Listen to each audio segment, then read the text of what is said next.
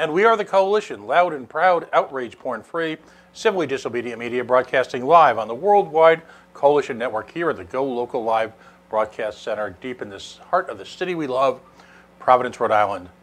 Facebook.com/The Coalition Radio, on the mighty Twitter at Coalition_radio, and of course the mothership at coalitionradio.us, where you can find our civil liberties blog, as well as links to our YouTube and our Spreaker podcast pages. Our first guest of distinction tonight has only got a limited amount of time to be with us, so let's jump right in. Anyone who's watched this show over our last 6 years understands that our concern with education is paramount to just about every other issue that we face on this show. On a personal level, I believe that as a parent, education is the most important gift that you can give to your child, in addition to a loving home.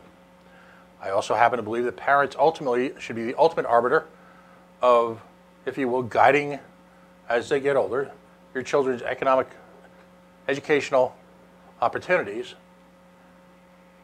And I also believe, on a personal level, and as a libertarian, that government, sadly, has no role, really, or should have no role, in education.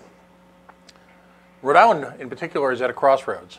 The Johns Hopkins University team of researchers that visited Rhode Island this past year found deplorable conditions, not just structurally in terms of the schools, brick and mortar, but also in terms of the performance of children at this school, creating, if you will, as I call it, somewhat controversially, an educational holocaust here in the state. We've got schools in this state that perform at a sub 10% achievement level based on a, shall we say, an achievement objective that is not challenging, to say the least. It's my contention that we are graduating an entire generation of students from a variety of economic backgrounds who are essentially functionally illiterate. None other than the Wall Street Journal, the New York Times, and the Washington Post have weighed in at the editorial level, not the op-ed, but the editorial level, pointing out the failures of Providence schools. So rather than, as some of my compatriots would do, rather than obsess with, pointing fingers, although astonishingly at the city of Providence level, there's been none of that. There's been no accountability since the reports were issued. We were trying to come up with solutions. It is my great pleasure and honor to have joining us tonight Robert C. Enlow. He's the president and CEO of EdChoice. Of course, he can be found at edchoice.org. Before the establishment of EdChoice in 2016, as you can imagine, I'm taking this directly from the website, he was an integral part of the Milton and Rose Friedman Foundation for Educational Choice. He served as a fundraiser, projects coordinator, vice president, and executive director prior to being named president and CEO of the foundation in 2009. Under his tutelage and leadership, if you will, EdChoice has become one of the most successful and respected organizations advocating for educational choice. He's worked in dozens of states to propose solutions that are based on performance, as well as theory and philosophy.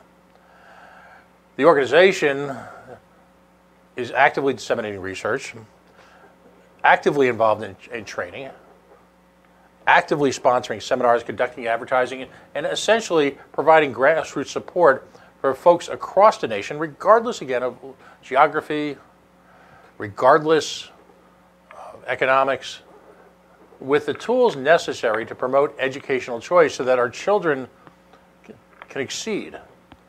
It's always been my contention that all kids are great kids, but ultimately they need to be given opportunities and the tools necessary, to not just become great kids, but become fulfilled adults. Again, an astonishing background, including working in England, where he has worked literally amongst the poorest in England, providing educational opportunities at places like St. Botolph's Project, providing care and services to homeless men, women, and families.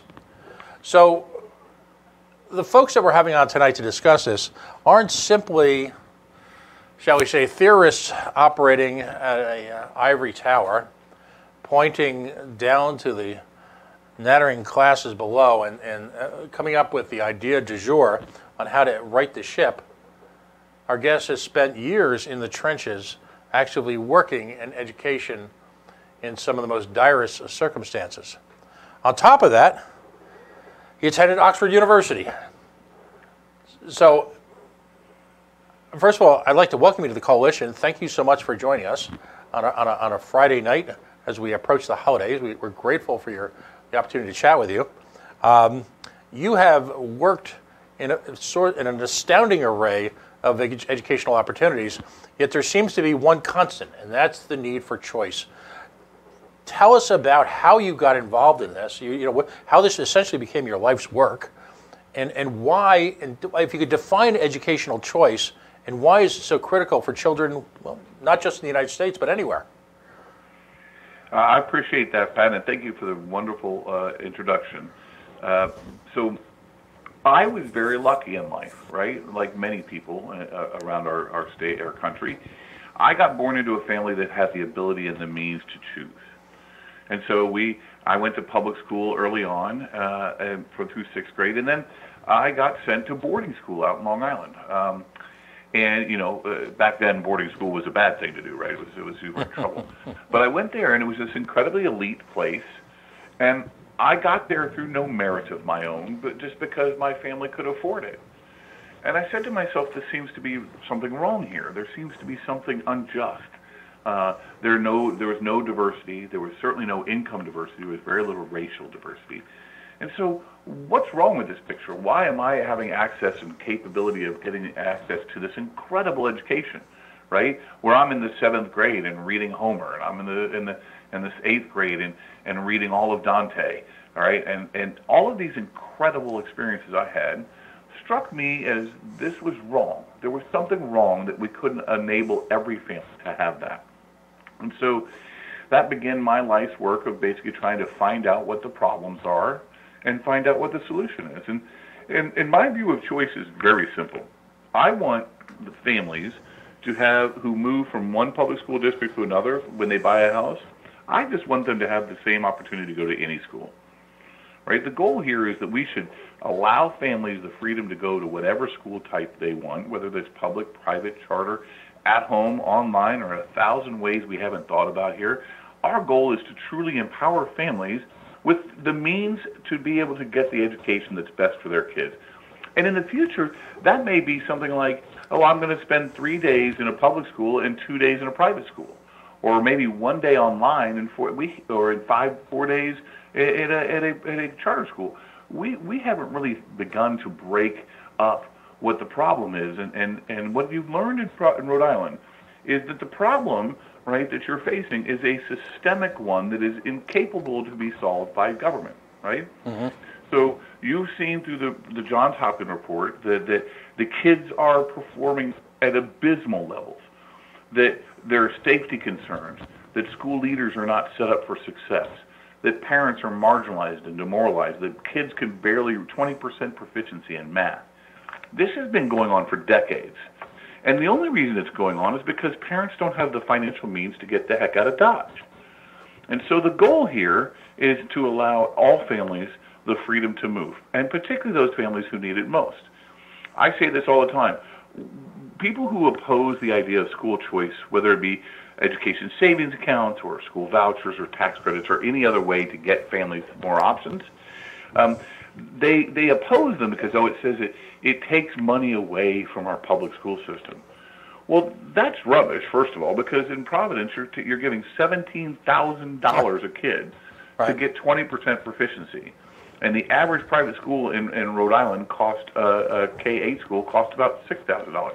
Right. So the goal here, Pat, is to have a wide array of choices and options for families, because that's what they need and that's what they want. And every child needs something different. They need some place that they can fit in, and not every single school environment works for every single child. So even the proposed takeover by your governor of the school system is not going to solve the problem, because the problem is, in fact, that the only delivery mechanism for education for most families is a traditional public school, which, by the way, they call a neighborhood school, but often isn't actually in your neighborhood. What we want is more local control, more family control, and the money to follow kids. At what point in time did this seemingly unbreakable linkage occur in our history where our entire taxing system here, in terms of property taxes in most states, our government, in terms of this independence, if you will, from all accountability with many, many school boards, and again, many school boards are well-meaning. Some of them are actually run very efficiently. But by and large, particularly here in Rhode Island, they are, to use your words, abysmal failures. When did this unbreakable linkage take place, and why do you think philosophically, historically, we can't seem to move beyond that? Well, so this is a great question, and one that goes back to, if you really want to go all the way back to 1647. But let's go forward a little bit more. So our linkage, here's who you can blame. You can blame Thomas Jefferson for part of this, right? Okay. So Thomas Jefferson said that we should allow for a sum of property tax to pay for the building of schools. Mm-hmm. Now, his idea for schooling was only children of elite families should get it, and free children, not children who were slaves or not women, right? Right. But the idea was that you tax yourselves. Now, after that, along comes Horace Mann in the 1840s and James Blaine, and they basically say, hey, schooling should be taught in a common way, because they didn't like Catholics, right? It's very interesting. If you look at the rise of our modern public schools movement, right, and the common schools movement in the 1840s, there was a wave of immigration that was coming into our country from, guess where? Greece and Spain and southern Italy and Ireland, all the poor countries, right? The immigrants that weren't from the proper European type of nations. And people didn't like that. They didn't want papism to be taught.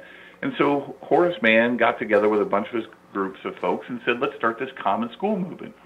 Now, guess where he learned to get this idea from? He went and visited Prussia and found that the Prussian classrooms were set up in rows where children were in desks and the teacher was in front. So this is essentially what happened. So he made it, so Jefferson linked it to property tax. Horace Mann basically created a system where your classroom looks the same, and then he said you have to go based on where you live. And for a while that worked because there were 100,000 school districts in 1930. But today there are 13,000, and so you centralize the problem tremendously. And so now not only do you have a requirement that you have to go where you live, it's free at the point of delivery, you now actually are taught in a certain way, in a standardized way, and that actually is what the federal government has been coming in and doing, right? So now they come in the 1960s and say it's time for, or 1950s, it's time for us to come in and tell you how to teach.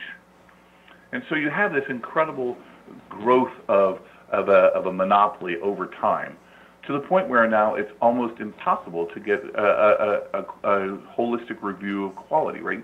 You're gonna have some traditional schools which are great, but the system is never going to be allowed to innovate in the way it needs to innovate. And so it's a long-term problem here, and the solution has to be So Milton Friedman's idea was very simple. You separate the government financing of education from the government running of schools. And so we believe in the government financing of education because it's really important. I just don't think we have to have government-run schools. Perfect example of this. In the 60s, when Kennedy said we're going to go to the moon, right? And we put billions of dollars of taxpayer money into it. What did he do? Did he say, I'm going to take billions of dollars of public funds because we want to go to the moon and make the government create the rocket? No. He gave it to Raytheon, he gave it to Lockheed, and they gave it to all the private companies and the other companies that got together to try and solve problems to get to the moon. And so this is exactly what we're talking about. We should fund education but not run schools. Under the Carter administration, if I remember correctly, you had the onset of the Federal Department of Education. Yes, so the Carter administration made it a cabinet-level position. The actual first law was in 1867, and it actually was a small department, and it was, and if you know education, you'll hear the language here which is used.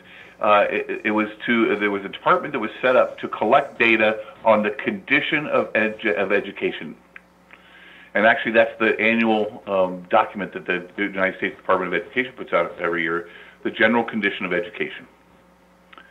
So it was 1867, but it wasn't a cabinet-level department until 1970, under Carter, 1980, sorry.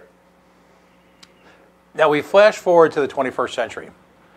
And yeah, we spent a lot of time now back in the old days. So let's go to the 21st century. all right, we've come to understand that many children learn differently, whether it be neurological / medical conditions like dyslexia, whether it be any one of the vaunted and serious alphabet soup of ADHDs, ADDs. Children process and read differently. How is it possible in the 21st century that we would still ascribe a one-stop, one approach to education?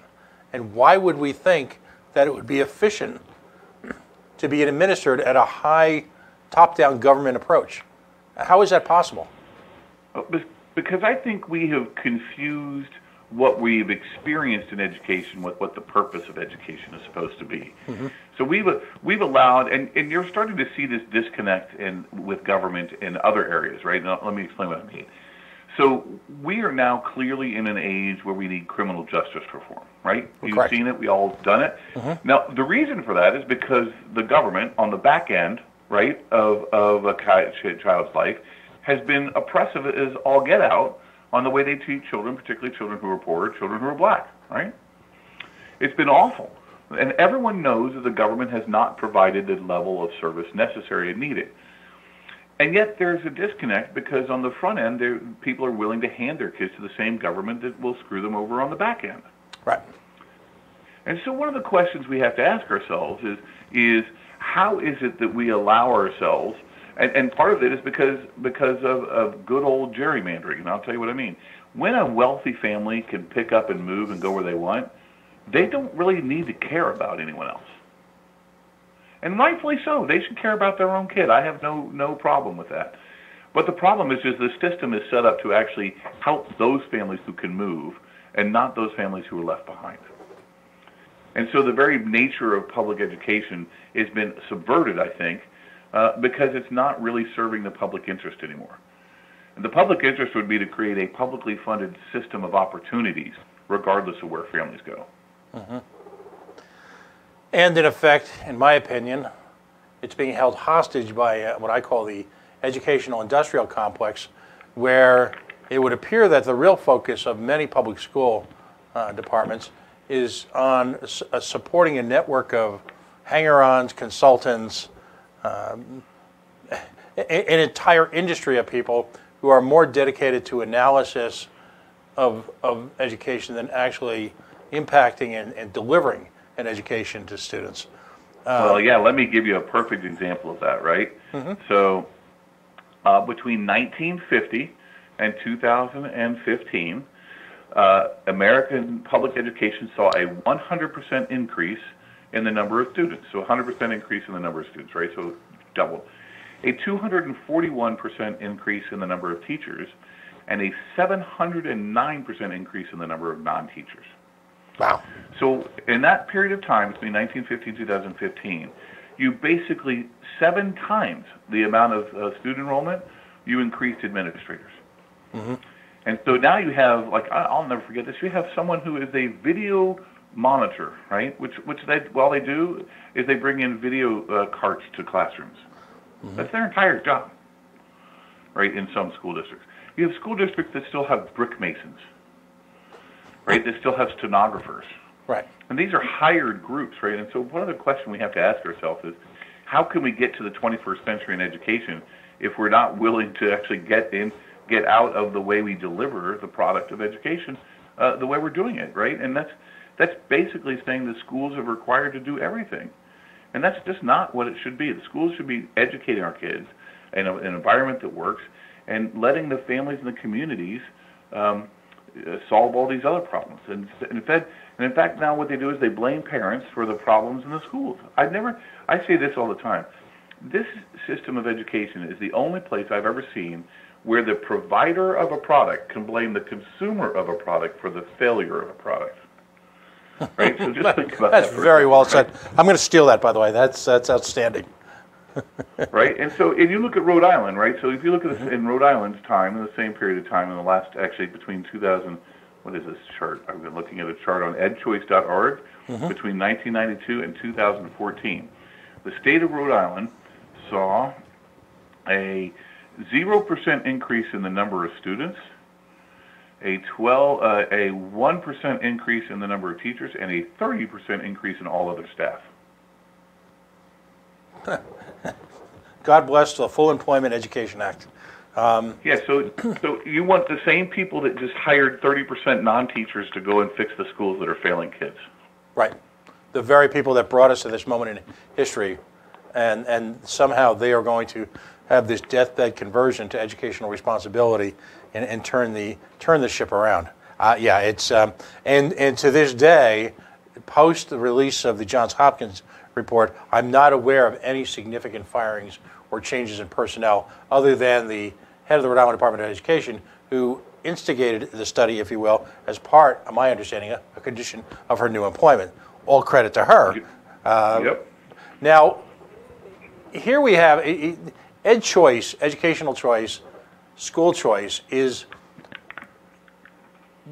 an incredibly, if you will, vague, I don't want to say a vague term. I guess it's been misappropriated by all sorts of folks to use for their own purposes, political, educational, or otherwise. So how would you define your interpretation, your fine organization's interpretation of school choice? What does it mean to you? That's great. To me, it means that any child or any family can take the public dollars that are set aside for them and go to whatever educational environment works best for them, right? It's a really simple concept, right? All dollars should follow all kids to all school types and all opportunities, right? Mm-hmm. That's what school choice means to me, right? It means giving parents the ability to get their children in where they fit in. It means allowing them. So my idea of the purpose of education is different from yours. I want my child to fulfill their best need. I want them to become their best them, right? I want my child to become its best possible person. That may not be what other parents want. And so we put them all in a one-size-fits-all system, and that's just not what it's supposed to be done. School choice is and in fact, it shouldn't even be called school choice. It's really parental freedom, right? Mm-hmm. It's a parental opportunity. It's basically saying the money that we set aside for education should go to the families to go wherever they want. And now I always hear this too. This is my favorite one. Well, you can't give billionaires, money to go to private schools. And I'm like, but you're happy with giving billionaires free money to go to gated, segregated community schools? I mean, we have it backwards here in the way we think about how to solve the problems of education. I'm listening to you talk, and I'm having a little bit of an out-of-body experience because I'm reflecting on how members of said same educational industrial complex typically characterize, I'm not making this personal to you, but characterize folks in your movement, and a movement, full disclosure, that I embrace wholeheartedly. Folks would literally see you or portray you as standing next to the rails, tying our children to the rails, twirling your mustache and going, the train's coming, we'll get them, and with bags of loot that you're walking away. It's what's astonishing. Yeah, except those same people, mm-hmm. you know who don't. Here's interesting. You know who supports school choice? If you look at the public opinion polling, it's people who are poor and low income and children and families of color. Right. Right. They want the educational freedom that white folks have had for years. And you know who doesn't support school choice right now? White, educated Democrat suburban voters. Now, you tell me what is wrong with that picture. Right. Right? And what's wrong with that picture is if we're really going to have an empowering society, if libertarian, I mean, this is why one of the reasons why I'm drawn to the libertarian idea, right? Mm-hmm. Is because if we're going to empower society through customization and options and opportunities, this is what it's all about. It's about equalizing a playing field, right? And that's what the irony is traditional public schooling says, well, we are the great leveler, we're the equalizer of the playing field. But in fact, there is more income segregation in America because of traditional public schools, and in some cases, there's more racial segregation. Mm-hmm. And so the reality is private school choice or any school choice, any educational opportunities will change that dynamic because the money doesn't belong to the school, it belongs to the taxpayer and the family.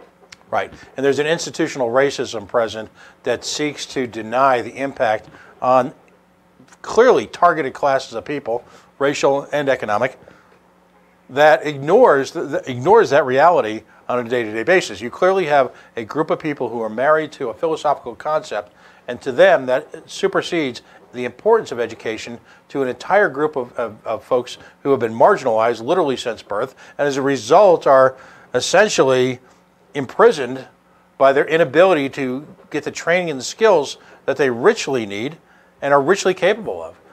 It's breathtaking to watch. And so the very people, and this is the deep-seated irony here, the very people that would benefit by most, we are quote unquote protecting them from the evils of quote unquote corporate education, because ultimately the only legitimate tie-in with the corporate world is the fact that under your scenario, and we'll get into some specific instances in a second, you are introducing the dreaded competition word into education, aren't you? Yeah, well, so I just think about opportunity, and I want to make a couple points on what you said. One, the people in the system are amazing, right? Teachers are amazing. They're working their butts off every day, right? Some of them are better than others. I mean, like everything, there's good, there's bad. The problem is we have created a structure that is inherently incapable of solving the problem, right? We've created this monopolistic structure. And remember, I come from the radical left side of the world, so I'm a liberation theologian by training, right? So I'm as radical left when I grew up as I could be, right? And this is absolutely what the sort of liberation theologians in the left wing would say to you is, this is a government-run monopoly and it's terrible. It's oppressive. And that's what it is. Now, the other thing I'll point out to you is we spend $760 billion in K-12 education in America every year, right? And I would like you to know about 50% of that goes to for-profit companies already from public schools, maybe 40 to 50%. Textbook companies, busting companies, cleaning companies, name your point, architects, builders. These are not non-profit organizations or things that don't get money. The reality is our traditional public school system is probably the greatest privatizer we've ever seen. It's just the privatizer of the group that they like, right? And so what we want to do is, again, separate all that power from the system and give it to families. Yeah, and you look at the emergence in the economic power of companies whose sole focus is curriculum, and that should tell you enough on just how much money is being made, again, by hand-chosen curriculum companies, of who are of the let's just say the curriculum du jour, so it just increases the expense while you have these wild convulsions between approaches on any given year. Regio math one year, who knows next year? It's astonishing to watch. Now, within the school choice, name me any other thing in America where we say you don't have the freedom to go where you want to go. Right? By the way, the biggest school voucher program in America, you know what it was called? It was called the GI Servicemen's Readjustment Act of 1944. Wow, great point. Right? The GI Bill and Pell Grants are vouchers. They allow families to go to private schools, right, using public money. That's all we're talking about here. Children getting in where they fit in. And so, look, ultimately this is about making sure families have the opportunities they need so that their children can be the best them. Because that's what it's about. So I really appreciate you and everything you do, by the way, and appreciate you bringing this issue up. No, and so on the range of school choice, we look at, on one hand, charter schools, and then on the other hand, I'll call it the other side of the range, you look at ESAs, educational savings accounts. And in the next hour, we have a guest. We've had folks from Goldwater before who have been instrumental in implementing educational savings accounts. Where does your organization fall in within that spectrum? So we believe in fact, with Goldwater, we were one of the first people to support education savings account, and that piece of research that he's gonna talk about was funded entirely by EdChoice. Oh, okay. So we are one of the first organizations to promote it ourselves, Goldwater and Heritage, and it's the way of the future, right? It is the way that we should be thinking about how we do education. I mean, I foresee an education world where kids can be competent based on what they know, not where they go. And so I'm hoping down the road that I could customize my grandchild's education so that maybe they're going to a college by the time they're 10, in the 10th grade. right? They're getting college courses, and I can afford that because I've got an education savings account. Right. And what you're going to find out from the research that we funded in Arizona is that families who who the families who are benefiting most from this program are low-income families. Right. Ultimately, because you're giving them for the first time literally a ticket out of what is a failed, I'll call it a prison. And so it's, and again, the results, when we discuss them, people are going to be astonished, because when we were faced with the Johns Hopkins report here, in a sense, for folks who have a libertarian approach to education, it was a moment of what I call tragic liberation. And it's tragic because things have fallen to this point. They've literally, I think we've hit rock bottom. I'm not sure if it's possible to fail children at a higher level. But at the same time, it allowed us to portray, what's the term, inconvenient truths from Mr. Gore? Yep. The inconvenient truth is that, again, are you married to a system that's completely failed, can be construed as racist, is certainly the ability to deliver private education. Because here's the dichotomy. One of the finest imports that we have in this nation is our higher education system. And our higher education system, in terms of college and trade schools, is literally a destination for the entire planet. Yet even the state schools, by and large, operate in a similar model, if you will, to the private universities in America, which are amongst, again, the finest on the planet. We're blessed here in Providence to have schools like Brown University and the Rhode Island School of Design, who literally attract folks from around the planet. And yet, right. How do you have, in a single, I'll call it overarching educational system, how do you have such desperate failure mixed in with such astonishing success? And what's happening, obviously, at the higher education level is that our children in America are no longer well equipped to compete at the Browns, the Columbias, the Harvards, the MITs. The schools are legion, but the point being, we've created this ghetto effect, if you will, this wall around private universities of the highest level, that we are institutionally preventing our children from being able to attain. Mix in with that the notion that, again, dyslexia is a huge problem here in Rhode Island. There's been all sorts of state legislation that is supposed to enforce tutoring and teaching availability for children who are dyslexic, who traditionally have very, very high IQs and can often behaviorally be impacted because we don't have an approach that's being implemented. If in fact the private schools can be allowed to prosper, here's the killer point, and please jump in and correct me if I'm wrong, if in fact in any business, whether it be schools, and yes, I just call schools a business, all right, if any product or service there is available cash flow, the private sector will rise up and provide alternatives by competing with each other that will be superior simply because of the process of competition. And the ultimate irony here, and I'd love your thought on this, is that one of the primary beneficiaries will be those great teachers you just discussed, because for the first time in generations, there will be competition to hire the best teachers, as there is competition in literally every other product or service we use on this planet. And I appreciate that comment, and I understand it, and I appreciate how people think about it. But you know what? I just want kids to get in where they fit in. Mm-hmm. I really don't care whether it's because of competition or it's because of this or that. I just want to create an environment where families can access the kind of a school that I went to, mm-hmm. that I got lucky enough to go to just because my mom could afford it. And that's what I care about most, and that's what I know you care about most. And is a benefit, is a side benefit of that we're going to get everyone better, is the whole rising tide is going to lift all boats? Yes, absolutely. But really what I want a just system of education for all families. Now, that's what I care about. Now, I know you've only got a couple minutes left. What I want to focus on for a few minutes, and we hope to have you on again, is if you will, the value not only of your organization, but let's just take it at its most easily accessed level, which is your website.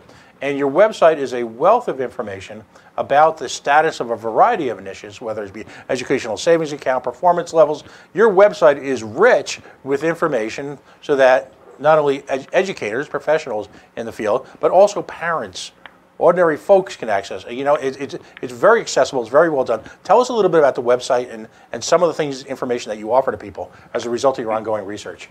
Yeah, so it's edchoice.org, and what you can do, and it's built to be friendly for everyone. If you're a family and you live in a state with a school choice program, you can find out whether you qualify by clicking on our dashboard.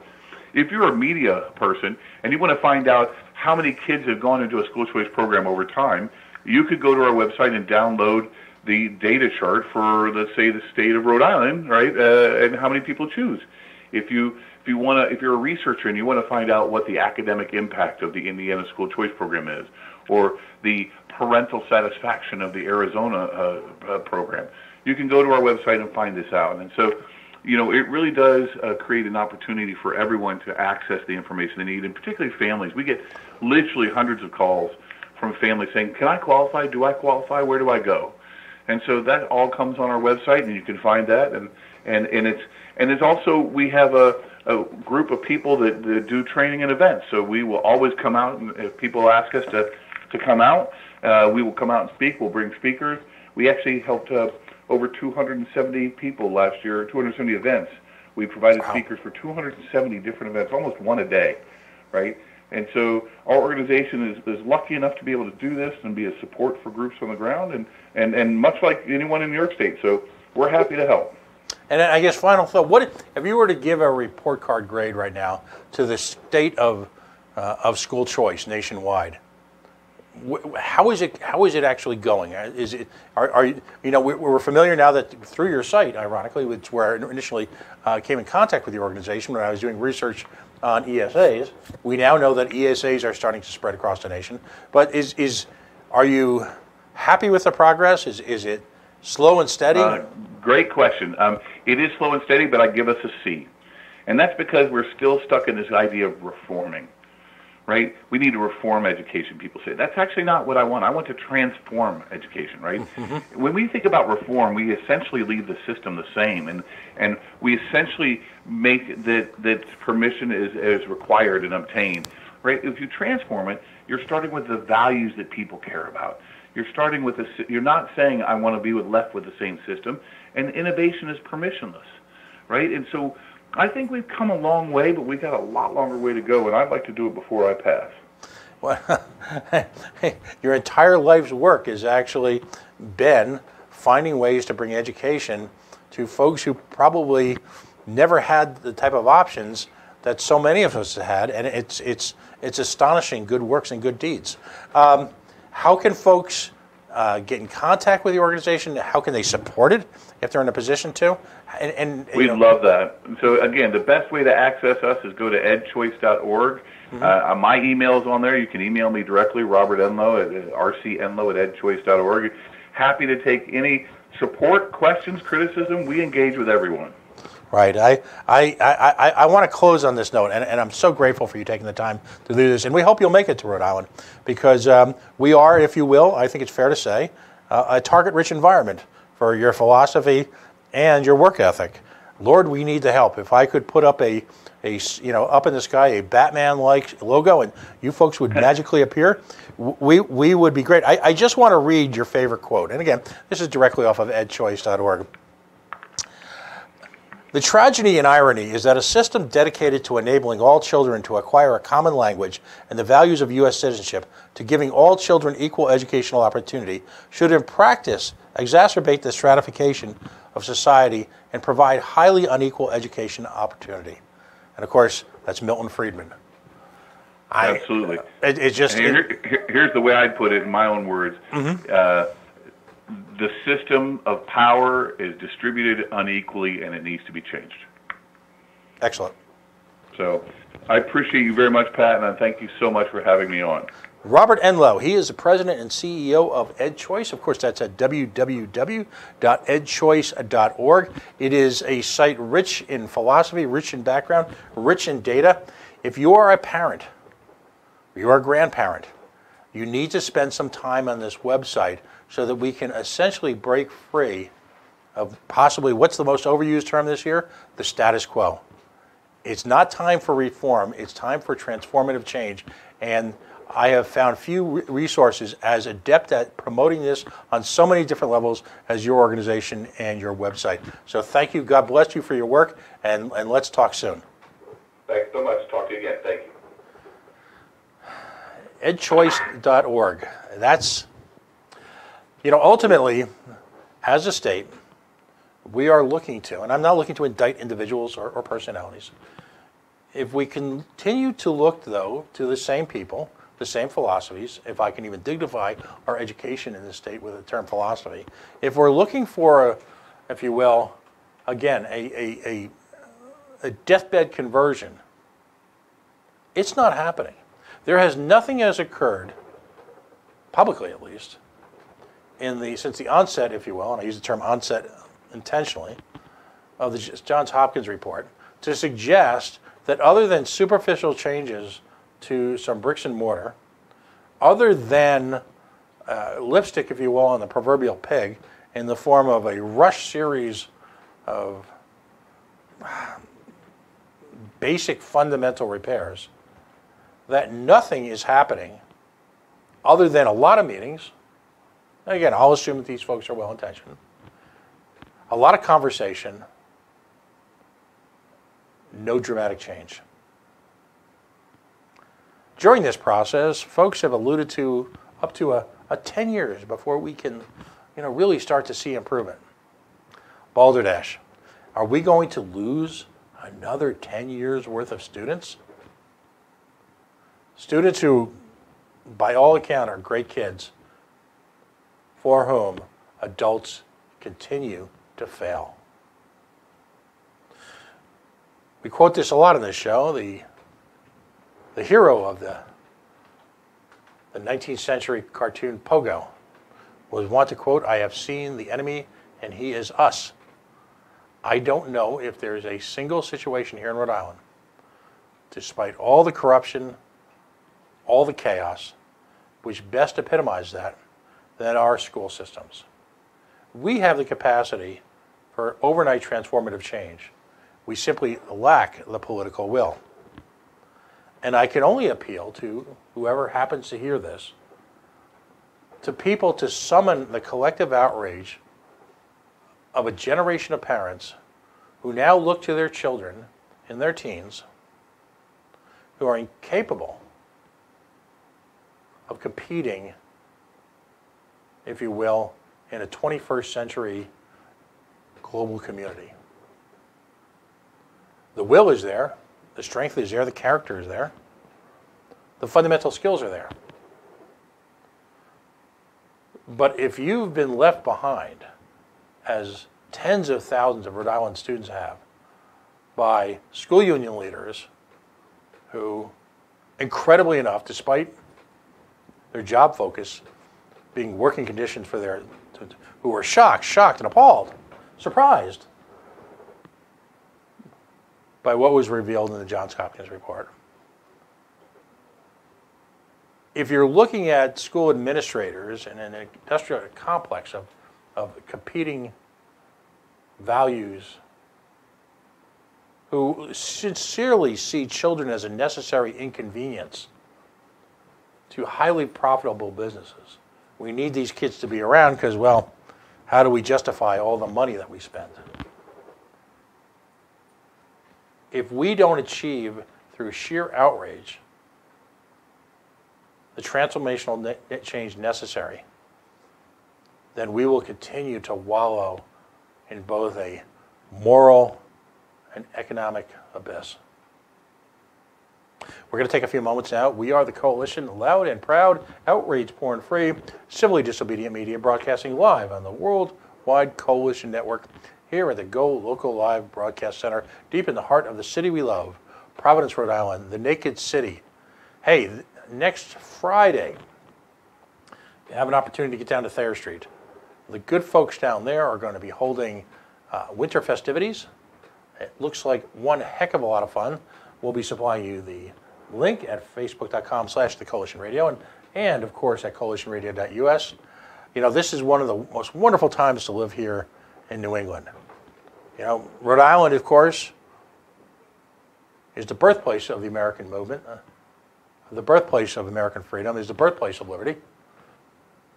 So we've got Thanksgiving coming up, and we need not only to celebrate, take a moment to celebrate our heritage, but at the same time, when addressing issues as we do on this show, reflect intensely on that heritage and whether or not we are, quote unquote, maximizing it for the good of all. Our prior guest points out where sadly we are not. Stay tuned. We're going to be back in just a couple minutes. We've got folks from the Goldwater Institute. They're going to talk about a landmark study which will focus, if you will, on the results of these educational savings accounts on an economic level, and put the lie to the notion that school choice is to benefit wealthy corporations, school choice is to benefit the few, and that somehow we will be failing our students if we do not provide them opportunities and the ability to move the resources necessary so that they can reach their full human potential. Stay tuned. We'll be right back.